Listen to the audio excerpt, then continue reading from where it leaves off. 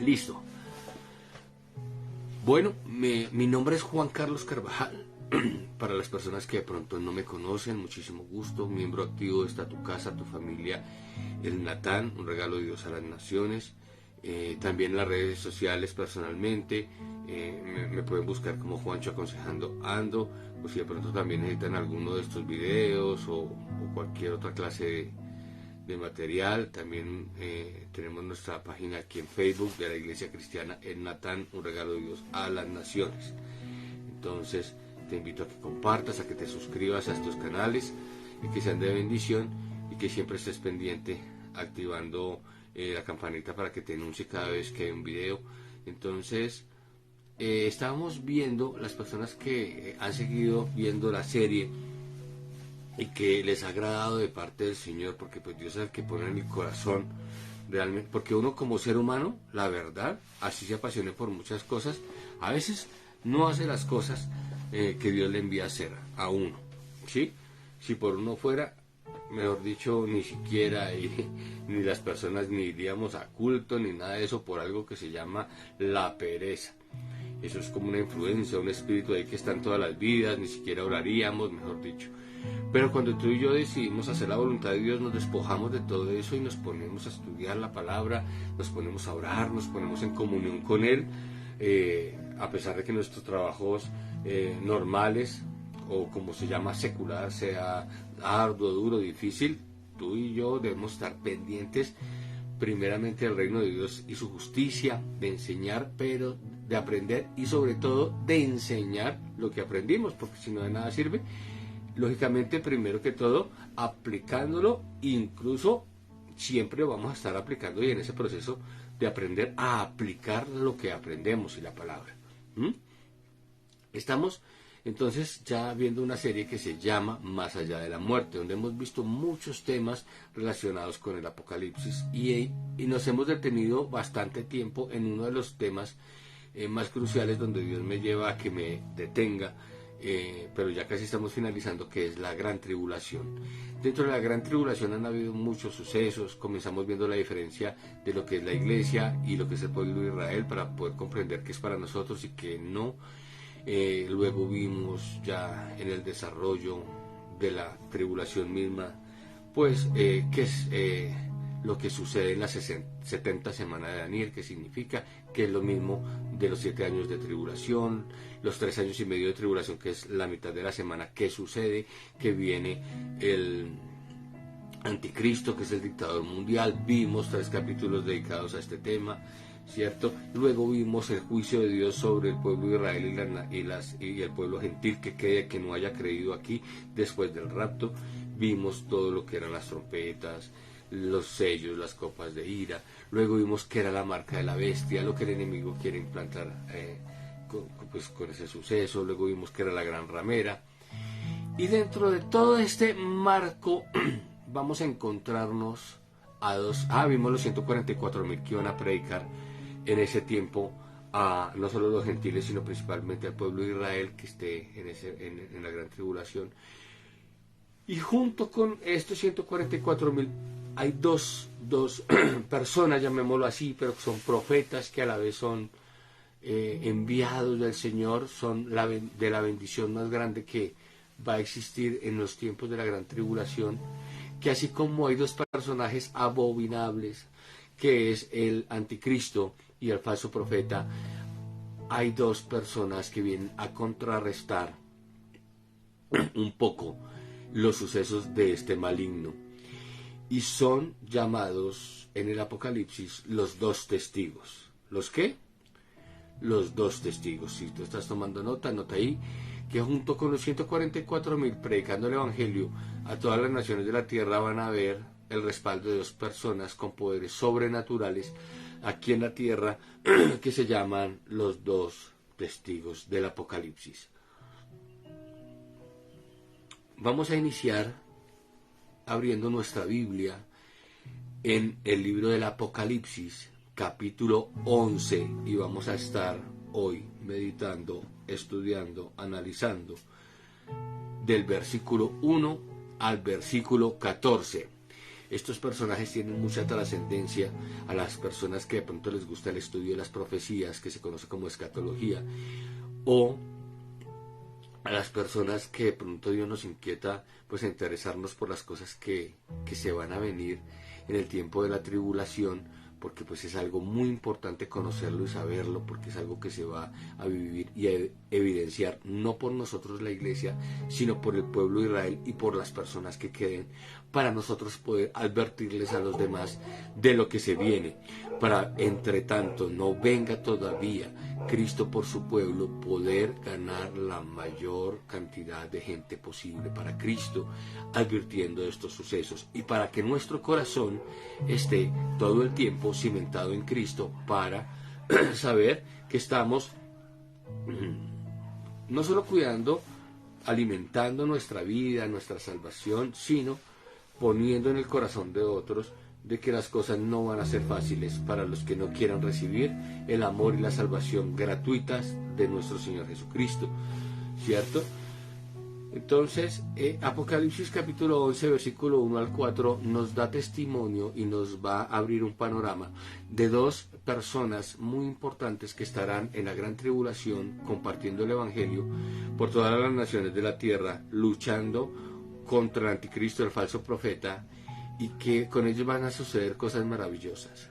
Hay muchas preguntas acerca de estos dos personajes, como quiénes son, realmente de dónde vienen, qué van a hacer aquí, cuál es el poder que tienen, cuál es la función principal de estos dos personajes aquí en la tierra que vengan, y cuál es el desarrollo de ellos como beneficio para las personas que se queden en ese momento de la gran tribulación, y cuál va a ser el dolor de cabeza del anticristo, del falso profeta y de las naciones de la tierra que han decidido rechazar a Cristo con estos dos enigmantes personajes.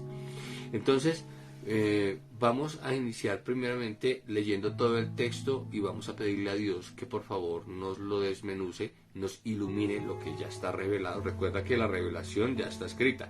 Lo que pasa es que cuando descubrimos algo nuevo es que Dios como que nos ilumina lo que ya estaba escrito. Y al iluminarnos la revelación ya escrita, nosotros decimos, wow, esto no lo había visto, y tremendo, porque me sirve para mi vida actual, pero también para las personas, o de pronto tú que estás escuchando este audio o viendo este video, no sé cómo, en los momentos de tribulación o de gran tribulación, donde no es permitida quizás la Biblia en ese momento por la persecución, pero a través de pronto de este audio, tú estando en ese momento de gran tribulación, de pronto porque te has quedado, porque perteneces al pueblo gentil que no se fue, sepas que hay una oportunidad y que tienes la posibilidad de buscar a 144,000 donde de pronto se encuentren nuestros dos testigos para poder refugiar tu vida y poder conocer la salvación que hay en ese momento de gran tribulación para ti que de pronto me estás escuchando en estos tiempos futuros, porque Dios nos envía a predicar el Evangelio, a hacer muchas cosas, y solamente Él sabe los misterios del por qué y cómo lo hace. Entonces, vamos a iniciar con la lectura. Apocalipsis capítulo 11, versículo 1 al 14. Dice en la versión Reina Valera de la siguiente manera, texto leído de manera corrida. Entonces, título de los dos testigos, ¿no? Entonces me fue dada una caña semejante a una vara de medir, y se me dijo, levántate y mide el templo de Dios, y el altar, y a los que adoran en él. Recuerda que el apóstol Juan es el que está viendo estas cosas. Y el apóstol Juan es el que en este momento está recibiendo como esas instrucciones, él es el que lo está viendo. Entonces, recuerda que Apocalipsis significa correr la cortina, correr el velo, ¿cierto? Y que uno pueda ver más allá de lo que hay o de lo que normalmente no puede ver. Entonces, pues él estaba viendo eso, y escuchando que se le daba instrucciones de que tomara una caña, es decir, como decir 1 metro de medir, y que midiera, pues se levantara y midiera el templo de Dios y el altar de los que adoraban en él.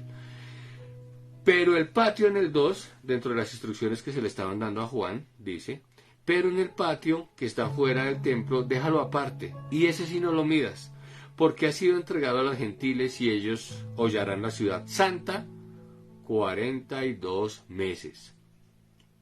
3. Y daré a mis dos testigos, que profeticen por 1270 días vestidos de cilicio. Estos testigos son los dos olivos y los dos candeleros que están de pie delante de Dios de la tierra. Si alguno quiere dañarlos, sale fuego de la boca de ellos y devora a sus enemigos. Y si alguno quiere hacerles daño, debe morir él de la misma manera. Si alguno les quiere hacer daño a estos dos testigos, de esa misma manera que pensaba hacerles daño, de esa misma manera deben morir esas personas que le intenten hacer daño. Número 6. Estos tienen poder para cerrar el cielo a fin de que no llueva en los días de su profecía. Y tienen poder sobre las aguas para convertirlas en sangre.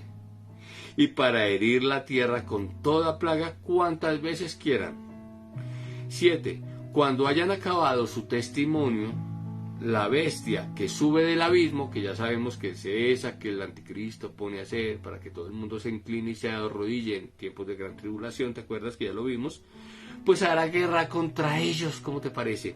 Luego dice que los vencerá y los matará. Matarán a los dos testigos. Luego dice el 8.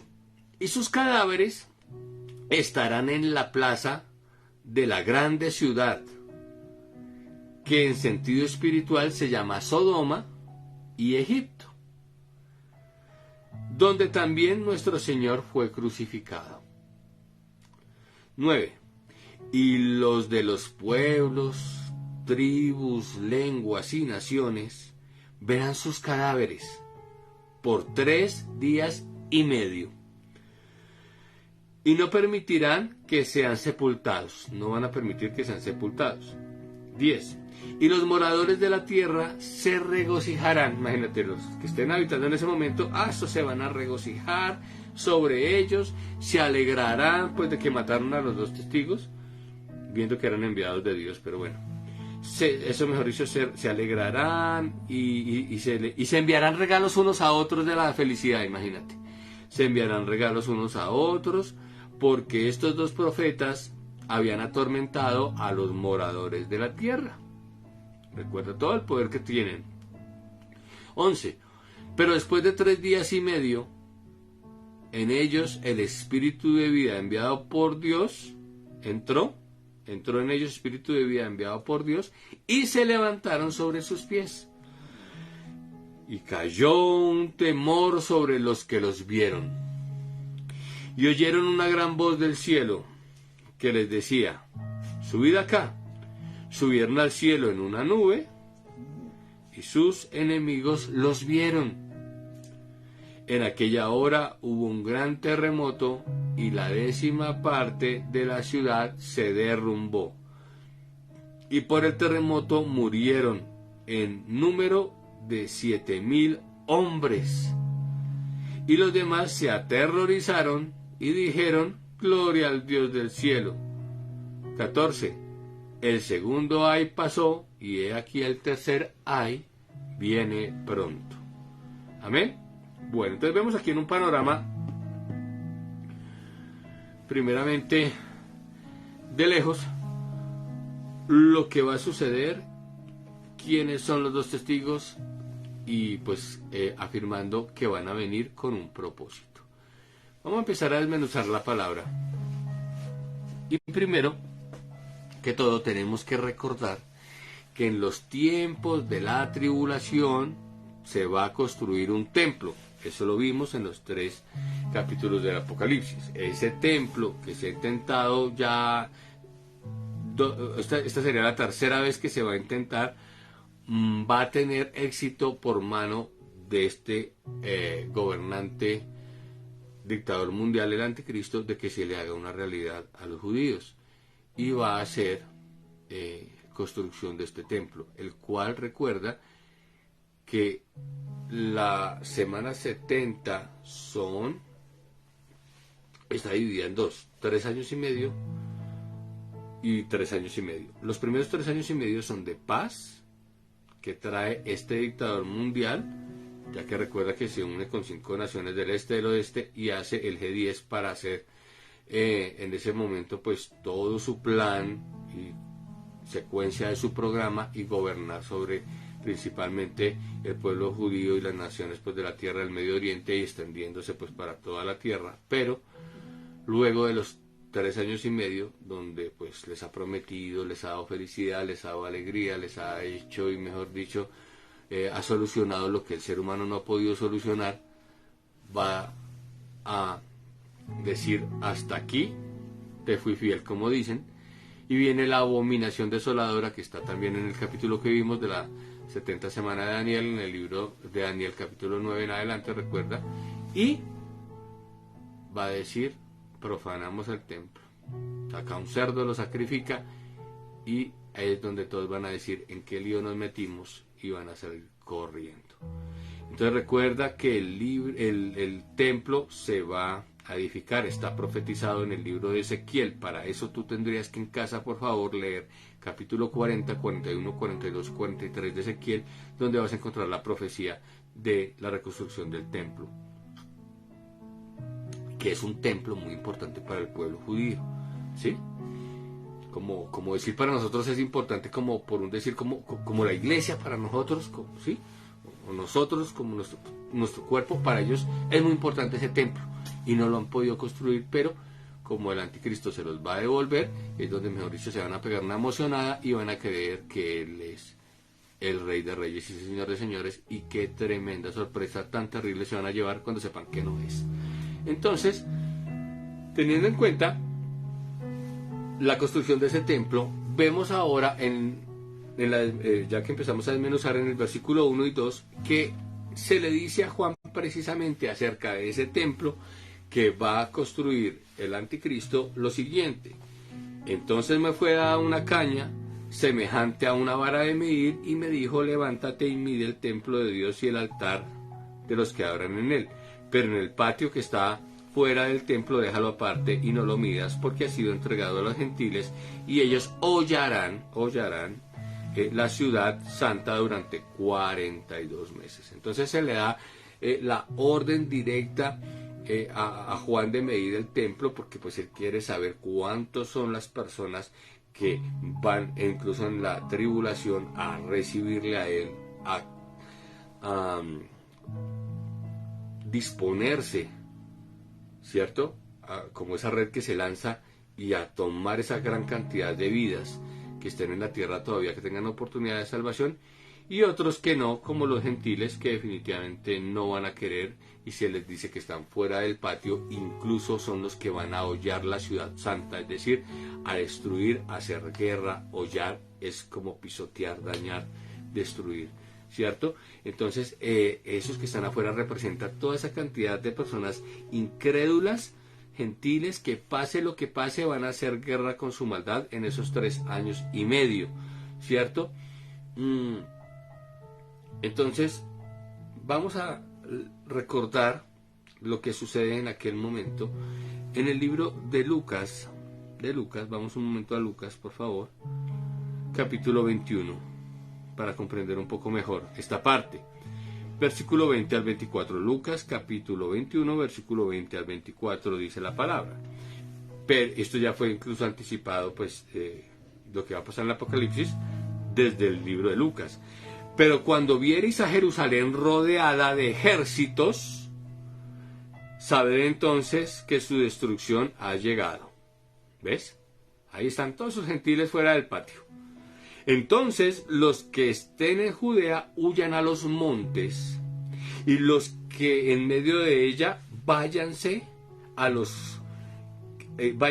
y los que estén en los campos no entren en ella. Entonces, cuando se le pide esas mediciones, vemos que hay unos que van a hacer guerra y otros que se les da instrucciones de que pues como ustedes se quedaron, pero van a recibir salvación y misericordia de Dios, va a empezar la huida de ellos. Entonces los que estén en Judea huyan a los montes, y los que están en medio de ella váyanse, y los que estén en los campos no entren en ella, porque estos son días de retribución para que se cumplan todas estas cosas que están escritas.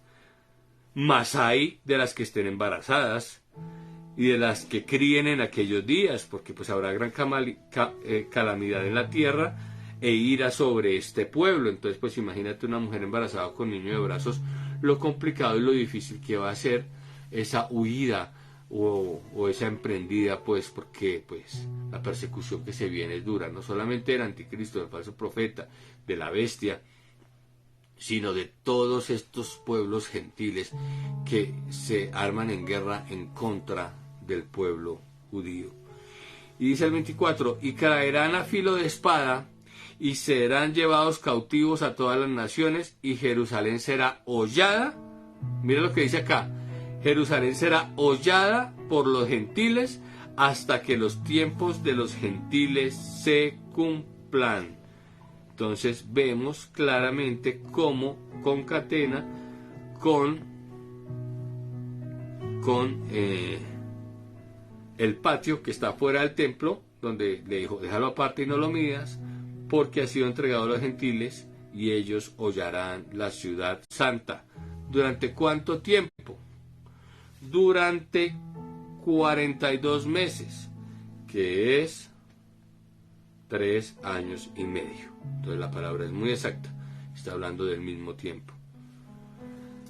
Entonces ya vimos esa primera parte y por qué Dios le muestra a Juan lo que sucedería en el templo, y que en Lucas lo ratifica como diciendo, hey, tú que estás ahí en la gran tribulación, en ese momento, si estás dentro de la ciudad santa, huye, y si no estás adentro, no entres, porque vienen los gentiles a hollar y a destruir la nación, el templo, a Jerusalén, y a hollarla, como decía ahí en Lucas, a hacer guerra. Son como soldados rebeldes quizás que se levantarán a ir en contra del pueblo, pero todo esto manipulado por la influencia del anticristo. Bueno, entonces van a venir estos dos personajes en medio de ese momento de persecución, de angustia, donde, mejor dicho, el uno corren, huyen, suben a los montes, se esconden, mejor dicho, junto con los 144.000, dos personajes que son los dos testigos. Continuamos en el versículo 3 de Apocalipsis 11. Apocalipsis 11, versículo 3. Entonces allá aparecen y entran en escena. Y daré a mis dos testigos, que ¿qué hacen?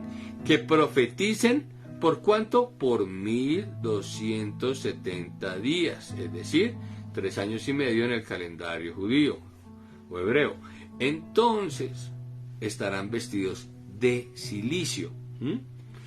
Van a venir los testigos. ¿Qué significa testigo? Mártir, es decir, que muy posiblemente mueran como mártires, pero testigo significa mártir en la traducción etimológica de la palabra, y van a contrarrestar el abuso del anticristo y del falso profeta por esa misma cantidad de tiempo, la segunda parte de la semana 70, es decir, 3 años y medio, de los 7 en total.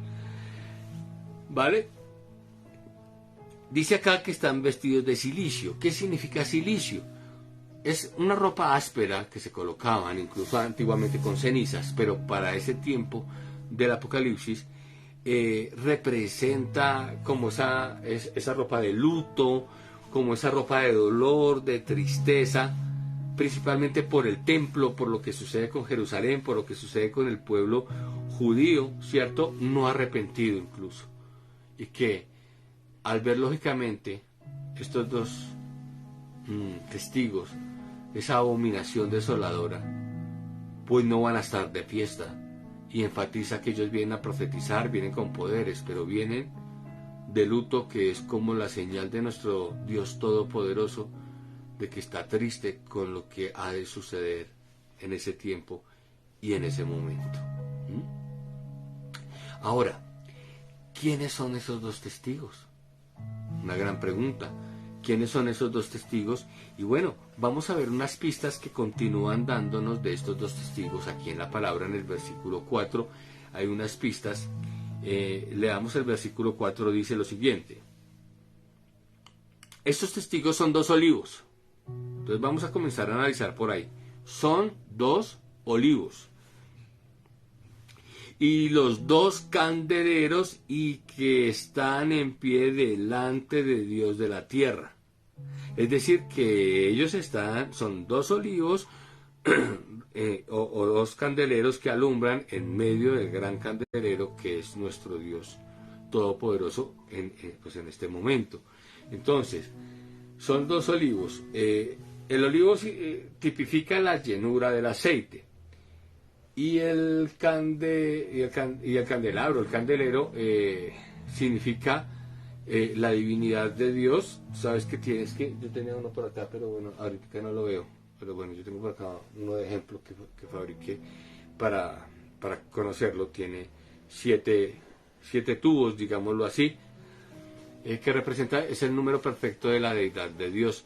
Y también significa como que alumbra, irrumpe en la oscuridad y alumbra con su luz para traer lógicamente pues visión al que está en tinieblas. Entonces estos 2 testigos representan el aceite, que es como la unción, el poder del Espíritu Santo, acompañado de la luz a través de su boca profética para esos tiempos finales, donde traerán luz a las personas que en ese momento no saben qué hacer y están andando pues en tinieblas, ¿cierto?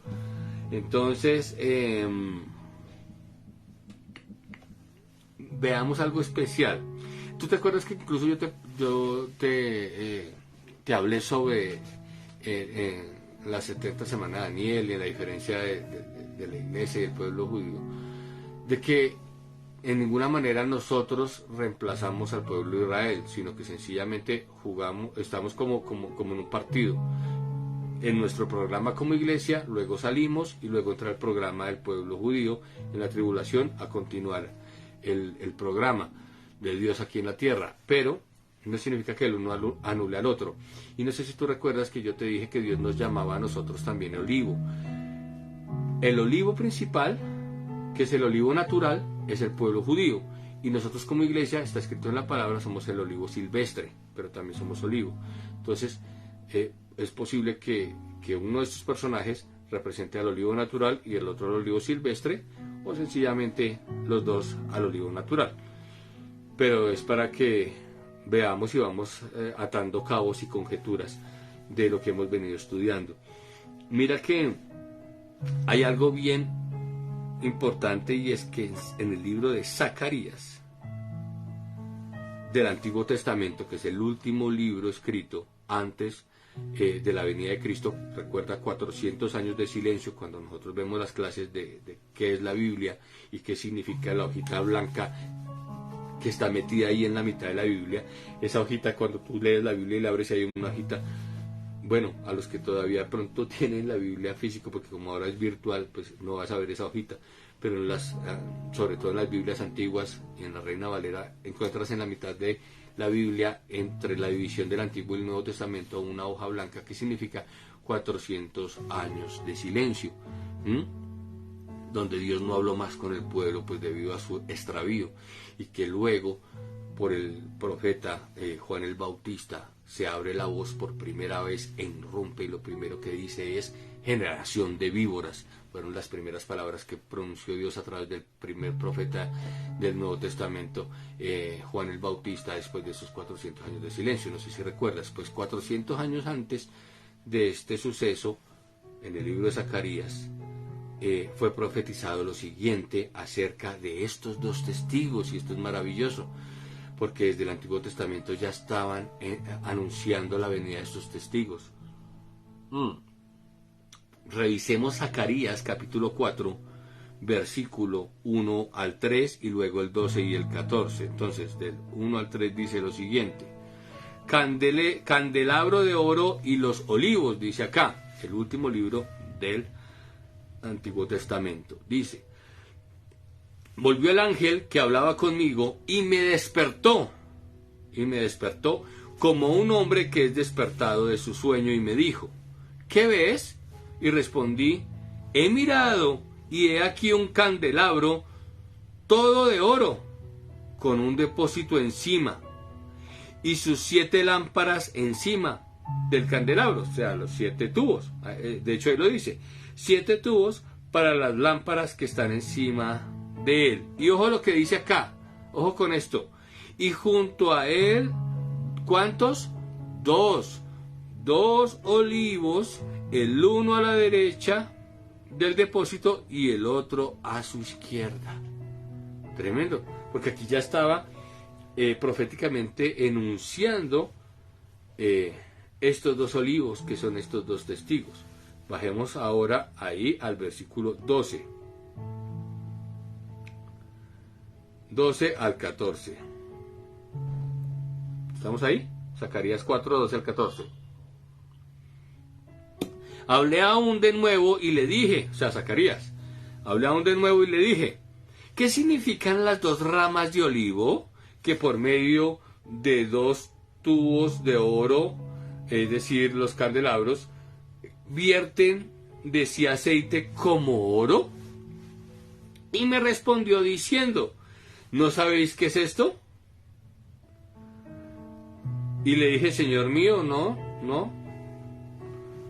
Y dice el 14, y él le dijo, estos son los 2 ungidos que están delante del Señor de toda la tierra. ¿Quiénes son estos 2 testigos, estos 2 personajes, estos 2 olivos, candeleros? Son los 2 ungidos que están delante del Señor, es decir, en este momento delante del Señor. Bueno, y desde la época de Zacarías y eso, en el plano eterno, son los 2 ungidos que están delante del Señor, del Señor de toda la tierra.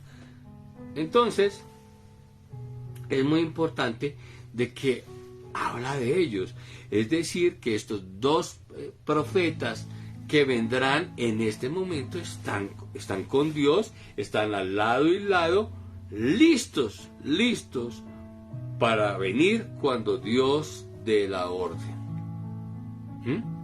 Tremendo, porque ya estaban listos y estaban anunciados desde Zacarías, imagínate. Entonces, esto es maravilloso, o sea, ellos están en este momento. Ahora, la gran pregunta, ¿se puede saber la identidad de estos dos profetas, de estos 2 testigos, de estos 2 olivos y candeleros? ¿Será posible saber la identidad? Si yo te digo bíblicamente, aquí dice que son fulanito y fulanito, te mentiría. No lo dice. No dice quiénes son. Y se puede especular, se puede estudiar, se puede concretar quiénes son por medio de la lectura de la palabra. Pero que ya yo diga 100% meto las manos al fuego, pues no, porque pues Dios no lo dice y por alguna razón no lo quiere decir. No sé si por temas espirituales secretos con el mismo enemigo, no sé. Pero hay algo que sencillamente Dios reserva, pero que igual, como puede ser una gran sorpresa y no sean los que estamos pensando, puede que sí sean. Entonces vamos a revisar, porque la Biblia nos da varios tips, opciones para llegar a saber quiénes son. Dice en el versículo 5 y 6, si alguno quiere dañarlos, aquí en Apocalipsis 11 de nuevo, Apocalipsis 11 versículo 5 y 6 dice, si alguno quiere dañarlos, sale fuego de la boca de ellos. Entonces eso es principal. Ahora, ¿este fuego será literal, así como el dragón? ¿O será una alegoría? En la antigüedad vimos que había poder de matar personas con fuego. Pero en lo personal entiendo yo que como son profetas, sale fuego a través de sus palabras. Y sus palabras, y como la palabra tiene poderes como de fuego, quema. Entonces puedo yo entender que cuando ellos abren su boca, devoran a sus enemigos con el fuego que sale de su boca, que es la palabra profética de poder de estos 2 testigos, ¿cierto? Que devora a sus enemigos, y si alguno quiere dañarlos, tienen ellos el respaldo de Dios para que esa persona, como quiera dañarlos, a sí mismo muera de esa misma manera. 6. Veamos otra cosa. Estos tienen poder para cerrar el cielo. Tienen poder para que no llueva o para que llueva. O sea, tienen el poder para cerrar el cielo a fin de que no llueva en los días de su profecía, es decir, en los tiempos que ellos estén aquí. Y también tienen poder sobre las aguas para convertirlas en sangre. Tremendos poderes que tienen. Y aparte de eso, tienen poder para herir, o sea, para dañar la tierra con toda plaga y cuantas veces quieran, no una ni dos, cuando ellos quieran. Entonces, si ya nosotros nos ponemos a analizar estos poderes, pensemos por un momento, analicemos, o tú que de pronto viste las películas de Semana Santa hace poco, o has leído la palabra, has estudiado, ¿quién crees tú que de las personas digamos de los patriarcas del Antiguo Testamento, de los apóstoles, mejor dicho, de las personas que han estado pegados con Dios bíblicamente, tenían estos poderes de convertir el agua en sangre, de enviar plagas, de cerrar los cielos para que llueva o no llueva, o de que llueva fuego del cielo? ¿Quiénes tenían esos poderes del Antiguo Testamento? Y yo sé que de pronto ya tú estás empezando a decir, me temo, ¿quiénes son? Porque pues de pronto has estudiado o has visto películas, como de pronto no, y si no, tranquilo que ya, o tranquila que ya vamos a ir a hecho. Entonces, hay mucha controversia en este tema puntual de cuál es la identidad de estos dos testigos. Muchos, y voy a comenzar por ahí, mucha gente en esta parte siempre piensan que es Enoc, uno de ellos. ¿Por qué? Porque si viene uno, profeta, que ya estuvo del reino de los cielos, una de las características supuestamente es que no haya conocido la muerte. Y Enoc no conoció la muerte. ¿Por qué? Pues porque en la palabra hay un texto que dice que no lo permite. Pero entonces dice, no, es muy probable que sea Enoc porque pues él no conoció la muerte y pues puede ser él. Pero hay que analizar lo siguiente, porque puede ser verdad y no puede ser verdad. Porque resulta que en el evento del rapto, que ya lo hemos analizado, que es antes de que vengan estos dos testigos, todos seremos arrebatados sin conocer la muerte. Es decir, tú que me escuchas, que has recibido a Cristo, yo, mi familia, tu familia, sí, los que hemos recibido a Cristo, también nos vamos a ir. Entonces, de esa manera son miles y miles de personas las que vamos a irnos sin conocer muerte y podríamos tener entonces la posibilidad de ser uno de esos testigos. Entonces, no podemos decir en este caso que podría ser claramente Enoc por esa sencilla causa de que no conoce muerte, porque antes de que vengan los testigos, primero es el rapto y ahí vamos muchas personas que no vamos a conocer muerte, y entonces ya se ampliaría la gama para que miles de personas pudieran ser los dueños de la identidad de estos dos testigos.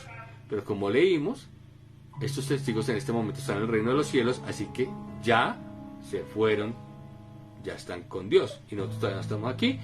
Entonces no nos podemos guiar de pronto que pueda ser Enoc en ese sentido. Veamos algo más.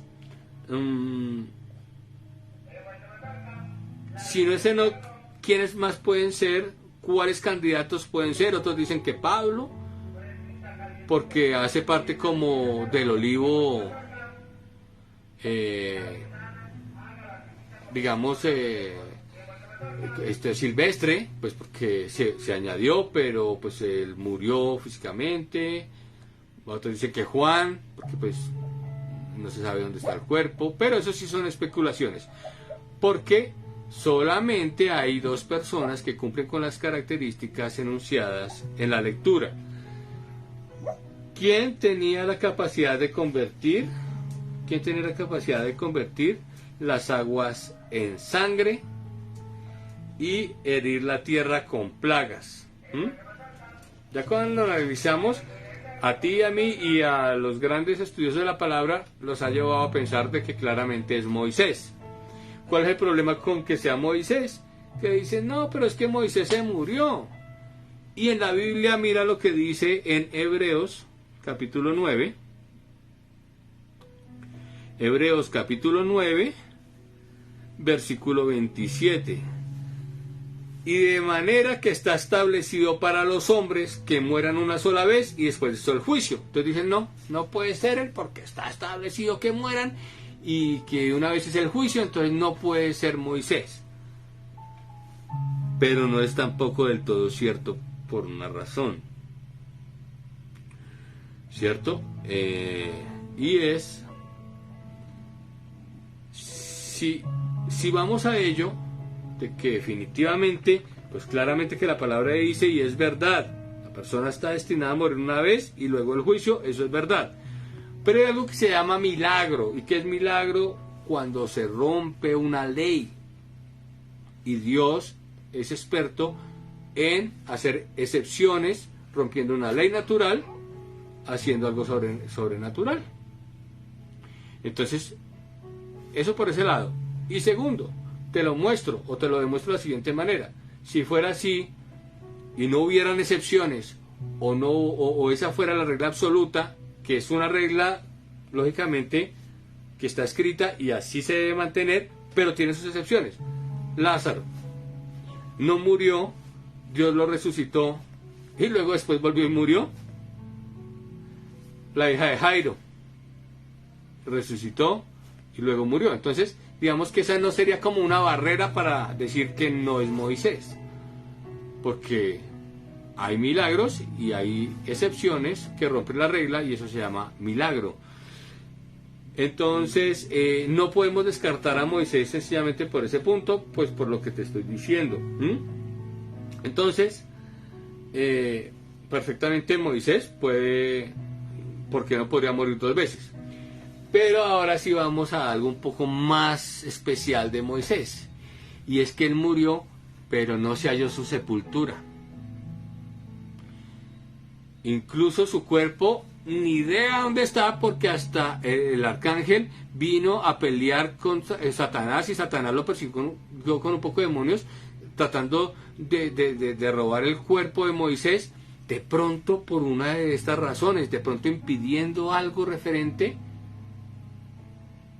a lo que se iba a cumplir en el Apocalipsis con los dos testigos. Entonces tampoco podemos asegurar muy claramente que de una manera sobrenatural algo haya pasado con Moisés, porque no hay cuerpo y no hay sepultura, como ha pasado con otras personas o personajes que han subido sin conocer muerte. Entonces podemos evidenciar claramente que es muy posible que uno de estos dos, muy posible que uno de estos dos olivos sea Moisés. Vamos a mirar una prueba en el libro de Éxodo. Éxodo, capítulo 7, versículo 15 al 21, ¿cierto? Dice: ve por la mañana, Éxodo 7, 15 al 21, ve por la mañana Faraón, o sea, orden que se le da a Moisés de parte del Señor, que sale al río, y tú ponte a la ribera delante de él, y toma en tu mano la vara que se volvió culebra. Y dije: Jehová, el Dios de los hebreos, me ha enviado, y dile: Jehová, el Dios de los hebreos, me ha enviado a ti, diciendo: deja ir a mi pueblo para que me sirva en el desierto. Y he aquí que hasta ahora no has querido oír. Así ha dicho Jehová: en esto conocerás que yo soy Jehová. He aquí yo golpearé con la vara que tengo en mi mano el agua que está en el río, y se convertirá en ¿qué? En sangre. Y los peces que hay en el río morirán, y heredará el río, y los egipcios tendrán asco de beber el agua del río. Y Jehová dijo a Moisés: di a Aarón: toma tu vara y extiende tu mano sobre las aguas de Egipto, y sobre sus ríos, y sobre sus arroyos, y sobre sus estanques, y sobre todos sus depósitos de agua, para que se conviertan en ¿qué? En sangre. y haya sangre por toda la región de Egipto, así en los vasos de madera como en los de piedra. Y Moisés y Aarón hicieron como Jehová los mandó, y alzando la vara golpeó las aguas que había en el río en presencia de Faraón y sus siervos, y todas las aguas que había en el río se convirtieron en ¿qué? En sangre. Asimismo los peces que había en el río murieron, y el río se corrompió tanto que los egipcios no podían beber de él, y hubo ¿qué? Sangre por toda la tierra de Egipto. Entonces vemos claramente que Dios le dio ese poder a Moisés intrínseco, es que no hay otro que haya hecho eso. Otros han hecho otras cosas, pero el poder así como exacto, minucioso, y que es este, que se ve reflejado de los dos testigos en el Apocalipsis, solo tuvo Moisés. Entonces pues no veo por qué no puede hacer Moisés. Fuera de eso, si vamos ahí adelantico, pasemos a Éxodo 8, para rematarla, completar aquí el tejido de lo que hacen estos dos testigos. Dice el Éxodo 8, 5 al 6. Y Jehová dijo a Moisés: di a Aarón, extiende tu mano con tu vara sobre los ríos, arroyos, estanques, para que haga subir ranas sobre la tierra de Egipto. Entonces Aarón extendió su mano sobre las aguas de Egipto, y subieron ranas que cubrieron la tierra de Egipto. Tiene el poder de enviar plagas cuando él y como él quiera.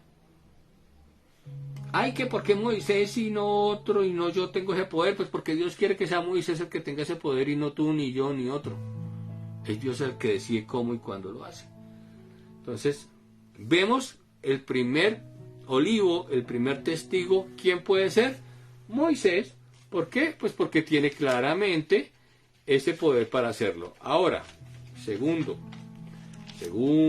testigo, ¿quién será su identidad? Este de pronto es un poco más fácil identificarlo para ti, porque hay más profecía acerca de él desde el Antiguo Testamento. ¿Quién tiene el poder para que no llueva? ¿Y quién tiene el poder para enviar fuego sobre sus enemigos? Pues claramente muchos intérpretes dicen que el maravilloso profeta Elías, quien nos enseña bastante en el libro de Reyes acerca de su vida. Elías. Malaquías, y vamos a ver, Malaquías anunció algo impactante. En Malaquías se anunció que Elías tiene que venir, ¿cierto? O tenía que venir. Esto fue anunciado 400 años antes de Cristo, recuerda. Malaquías fue anunciado que tenía que venir. Aquí como ya te he explicado. Entonces, vamos a ver y a leer en Primera de Reyes, para que vayamos buscando Primera de Reyes capítulo 17 versículo 1, ¿cierto?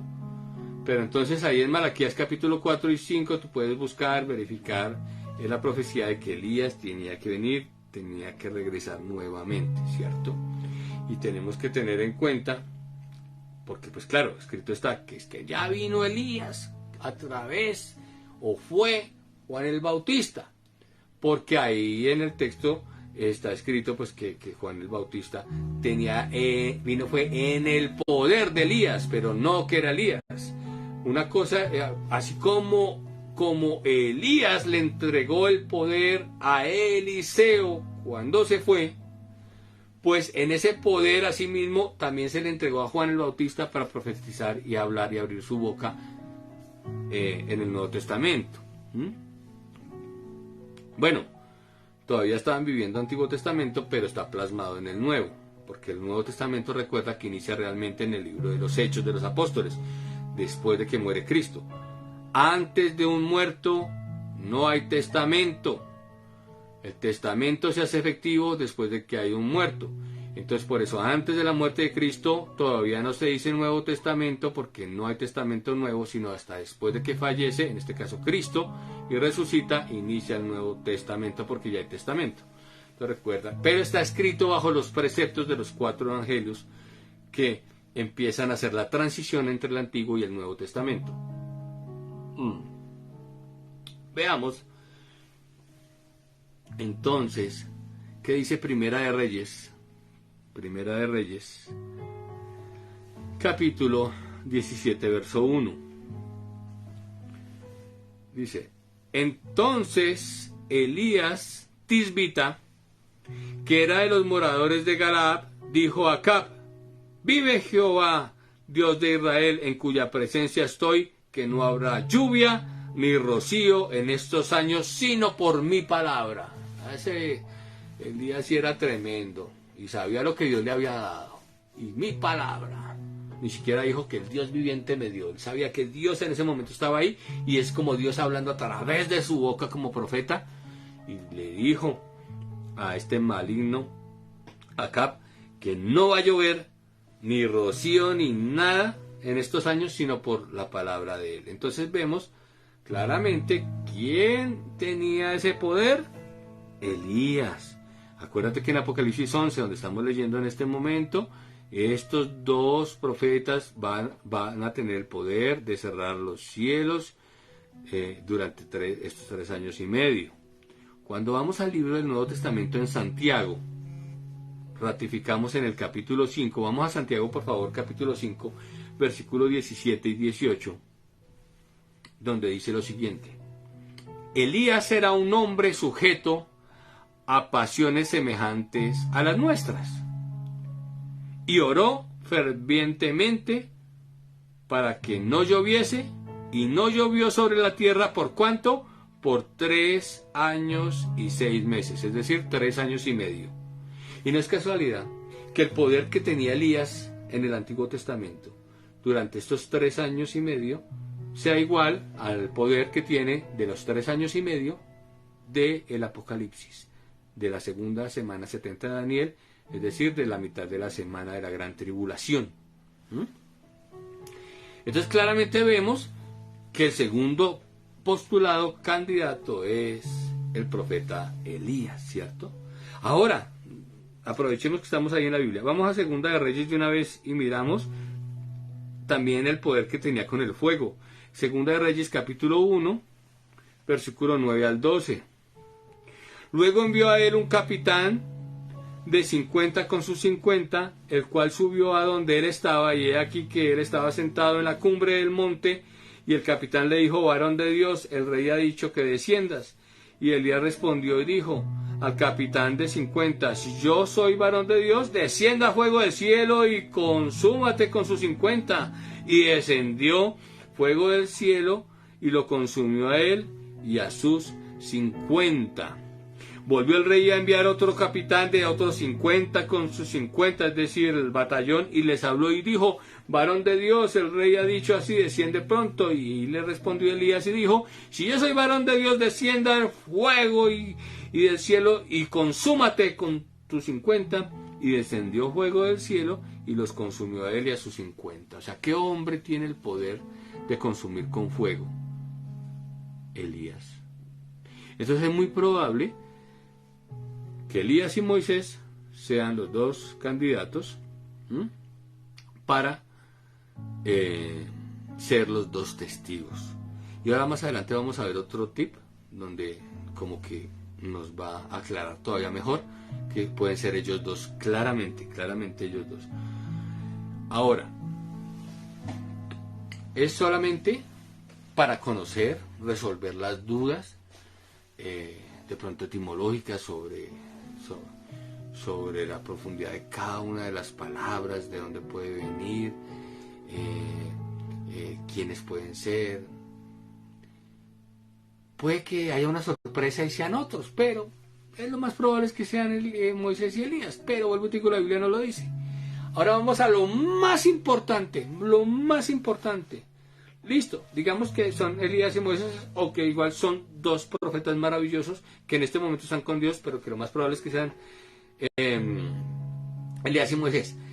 Pregunta clave es: ¿a qué vienen? ¿Para qué me sirve o para qué le sirve al pueblo y a las naciones en la tribulación? ¿A qué vienen estos dos testigos? Y eso es lo verdaderamente importante. Entonces, primero, y para que tú por favor puedas tomar nota de a qué vienen, vamos a ver lo primero que ellos vienen. A advertir sobre el pecado terrible para todo aquel que adore a la bestia. Entonces, yo te digo, si tú estás viendo este video y estás atravesando también la tribulación, y a los que no, y a los que estamos aquí presentes en este momento, tengamos mucho cuidado y no adoremos a la bestia. Ay, pero ¿cómo si es que la bestia no ha venido? Cuando nosotros pecamos, estamos adorando a aquel que es nuestro enemigo, el adversario.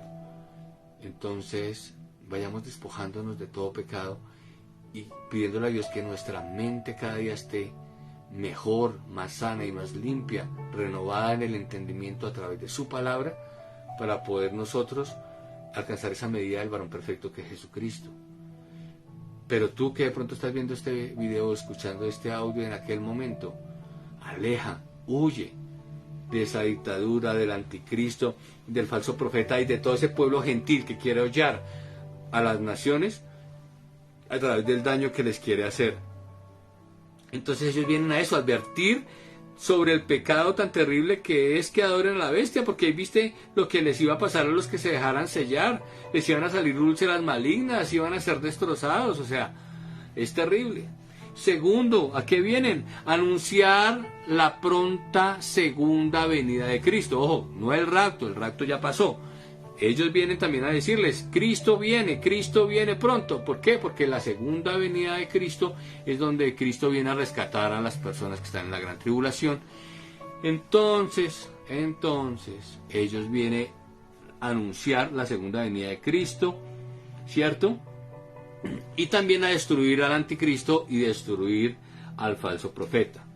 Tercera cosa que ellos quieren enseñar a que las personas teman, es decir, respeten y amen y se acerquen al Dios que verdaderamente puede destruir el alma y el cuerpo en el infierno, más que no le tengan miedo al anticristo, que con sus presiones les quiere hacer creer que si no le obedecen les va a ir muy mal, que etcétera, etcétera, y resulta que es una gran mentira.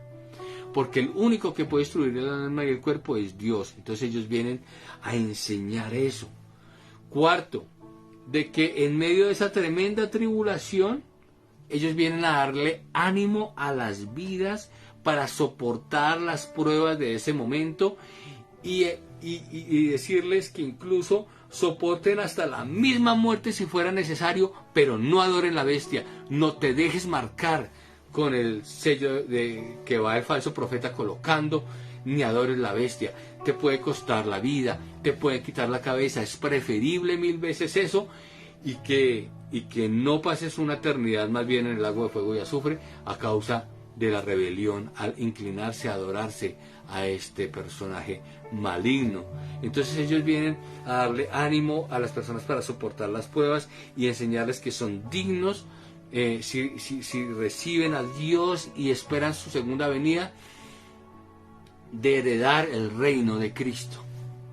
Entonces eso es muy importante. Y quinto, enseñarán que el reino de Dios es justicia, paz y gloria, ¿cierto? Y que así deban morir como mártires por no obedecer al enemigo, van a tener herencia en el reino de los cielos y se van a salvar de la muerte segunda, que es el infierno. ¿Cómo te parece? Entonces tienen propósito al venir. Entonces me parece muy importante la misión de estos dos testigos. Y recordemos esto. ¿Quién estaba en la transfiguración de Cristo? A sus lados, Moisés y Elías. Y esto es un cuadro perfecto del candelero santo que es Dios, y a los lados los dos olivos. Entonces es muy importante que tengamos en cuenta de que en la mitad, como lo dijo Zacarías, está Dios y a los lados los dos olivos.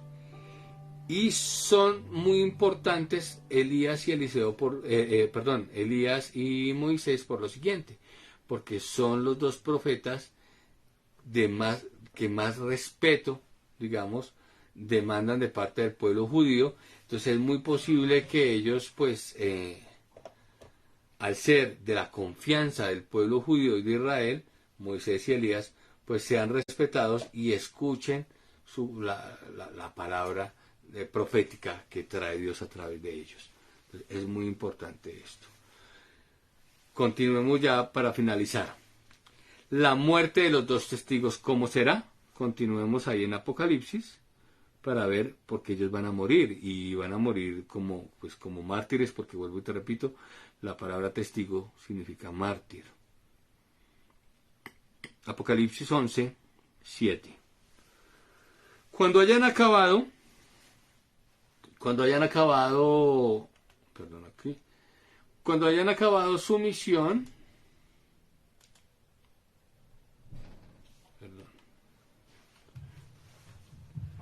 cuando hayan acabado su testimonio, la bestia que sube del abismo hará guerra contra ellos, y los vencerá y los matará. Y sus cadáveres estarán en la plaza de la grande ciudad, que en sentido espiritual se llama Sodoma y Egipto, donde también nuestro Señor fue crucificado. Y de los pueblos, tribus, lenguas y naciones verán sus cadáveres por 3 días y medio, y no permitirán que sean sepultados. Entonces la gente perversa que no los quiso escuchar, que antes se alegró y se gozó con su muerte y su destrucción, va a estar feliz. Ahora, pero ¿para qué permite que Dios, pues de pronto que ellos mueran? Todo tiene un propósito. No te preocupes, todo tiene un propósito, y pues ya lo vamos a ver. Entonces, ¿cómo permitirán, pues, dice acá, que las personas los vean, pues, por toda la tierra, ¿cierto? O sea, ¿cómo pueden ser ellos vistos, y cómo pueden los moradores alegrarse y todo esto? Pues sencillamente porque recuerda que existe la televisión, el internet, y todo esto será transmitido, y muchos van a ver lo que sucede y lo que además pasa a continuación. Delante de los ojos atónitos de todos, 3 días y medio después, como esa cifra tiene un significado, viene la resurrección de ellos.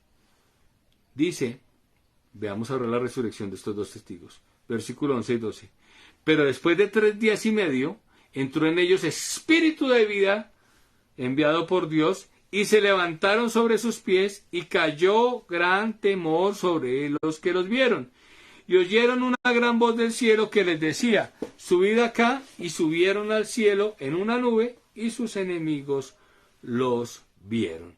Dios permite estas cosas para su gloria. Cuando resucitó Cristo, ¿qué recibió Dios? Gloria. Cuando resucita a Lázaro, cuando resucita a la hija de Jairo, gloria para Dios. ¿Cierto? Entonces esto es muy importante. ¿Cómo van a ver la resurrección todo el mundo? Vuelvo y te repito, por internet, la tecnología estará incluso más avanzada, cada año avanza. Todo el mundo lo va a ver, y espero que están dando regalitos y que era porque como los atormentaron, y como ellos les hacían la guerra, y ellos hollaban la ciudad de Jerusalén, y hacían y deshacían, y ellos con el poder que tenían intervenían para contrarrestar. Pues cuando mueren, ay, bravos, felices, se daban regalos, imagínate hasta donde llega el colmo. Pero luego de 3 días y medio, estando ellos allí colgados, supuestamente destruidos, así como el enemigo se puso feliz cuando murió Cristo y dijo, ay, Cristo es mío, y se llevó la sorpresa más tremenda cuando resucitó al 3er día y arrebató las llaves del infierno y de la muerte y del Hades. Entonces ahí sí dijeron, wow, tremendo, qué sorpresa. Así mismo pasará con estos dos testigos, tremenda sorpresa, porque van a resucitar, y enfrente de los ojos atónitos de todos en aquel momento serán llevados al reino de los cielos. Y finalizamos con el juicio de Dios después de que se van estos dos testigos. Versículo 13 y 14. En aquella hora hubo un gran terremoto, y la 10ª parte de la ciudad se derrumbó. Y por el terremoto murieron el número de 7,000 hombres, y los demás se aterrorizaron y dieron gloria a Dios del cielo. El segundo ay pasó, y aquí el tercer ay viene pronto, y ahí continúa lógicamente con las 7 trompetas. Pero vemos que inicia un terremoto tremendo ahí en Jerusalén. Esto, mejor dicho, se vuelve el caos, mueren 7.000 personas. Pero tú dirás, ay, pero tan chévere, tan bonito, como que ahí sí se arrepintieron. No. Toda rodilla se doblará delante del Señor, dice su palabra, pero que ellos que hayan caído ellos de rodillas no significa que estén aceptando a Cristo. Lo que pasa es que estaban aterrorizados y por ese terror se doblaron sus rodillas. Pero de ahí a que ellos hayan creído, hay que dudarlo.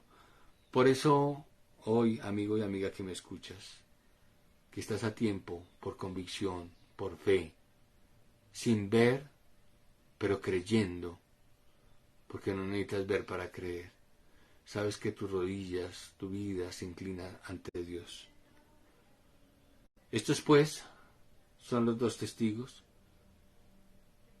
que lo más importante de ellos no es su identidad, sino su función, su labor, lo que harán, su testimonio, el amor tan grande de Dios al enviarlos, porque de Zacarías estaba escrito que ellos ya están ahí, listos para venir.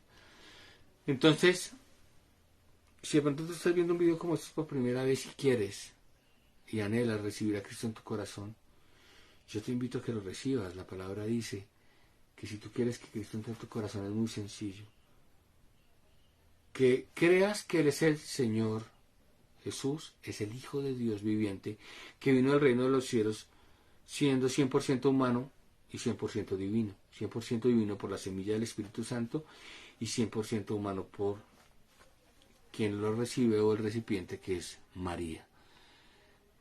Nació, creció, a los 33 años fue crucificado, luego muerto y sepultado, pero el tercer día resucitó, como se celebraba en estos días de Semana Santa, que en el mundo celebran.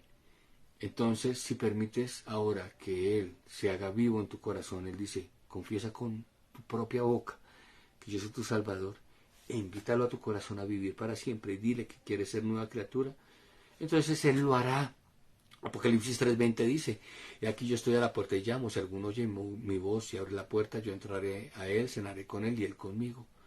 Entonces, yo te invito, tú, si quieres recibir a Cristo y empezar a vivir una vida de transformación, que cierres tus ojos y me dejes guiarte en esta oración. No te digo que repitas igual a mí, solo te quiero guiar, pero con tu propia boca. Dile que lo reconoces como tu Salvador. Tú que estás viendo un video como este por primera vez, o ya has visto muchos, pero quieres hoy tomar la decisión de recibir a Cristo en tu corazón, dile, cierra tus ojitos y dile con todo tu corazón que lo anhelas. Cierra tus ojos y dile, Dios, yo te anhelo, te necesito. Señor, yo te doy gracias, dile, porque hoy te has presentado a mi vida. Aunque no te puedo ver, creo que tú eres el Hijo de Dios viviente.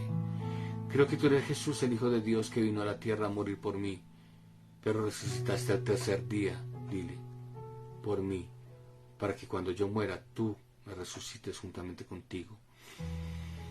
Diles, reconozco que soy una pecadora, que soy pecador, dile, lo reconozco. Pero reconozco que estoy harto de este pecado, estoy harto de hacer mi voluntad. Ahora quiero, dile, ahora quiero y anhelo que tú me enseñes a vivir como es correcto, como debo vivir, dile. Para esto necesito que entres en mi corazón. Dile, abro mi corazón y te pido que entres en mi vida en este momento, en esta hora, que perdones todos los pecados que he cometido porque estoy arrepentida, porque estoy arrepentido, dile. Y me perdonas mis pecados. Entra en mi corazón y nunca borres mi nombre del libro de la vida, dile, donde estamos inscritos los que hemos de estar contigo toda la eternidad. Y experimenta el poder de Dios entrando en tu corazón.